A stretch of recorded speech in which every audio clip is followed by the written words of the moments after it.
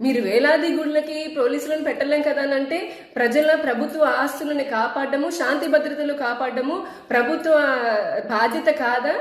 మరెందుకు దేవాదాయ శాఖ కింద అంటే దేవాదాయ శాఖ కింద ప్రభుత్వం కిందకే వస్తుందిగా, మరెందుకు దేవాలయాల భూములని, దేవాలయాలకు వచ్చేటటువంటి హిందువులు హుండీలో వేసేటటువంటి సొమ్ముని కూడా మీరెందుకు ప్రభుత్వం వారి చేతుల్లో తీసుకున్నారు?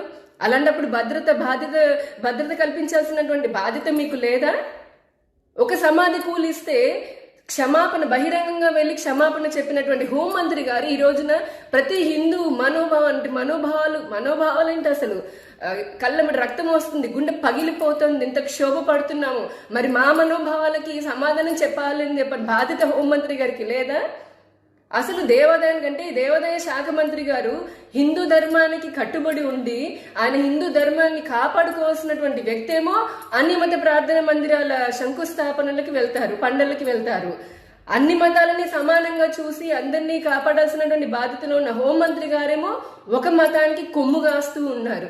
ఇంత వరుస దాడులు జరుగుతున్నటువంటి చేత కానీ చూస్తుందంటే దాడులు జరుగుతున్నా కూడా ఎటువంటి చర్యలు తీసుకోకుండా వీటిని నిలువరించడానికి చర్యలు తీసుకోలేదు. చేసిన వారిని ఇంతవరకు అరెస్ట్ చేసే పరిస్థితుల్లో లేని చేతగాని హోంమంత్రి అలాగే దేవాదాయ శాఖ మంత్రి డీజీపీ గారు కూడా అందరూ ఒక్కసారి రాజీనామా చేయాలనేది ఈ రోజున మేము డిమాండ్ చేస్తూ ఉన్నాము.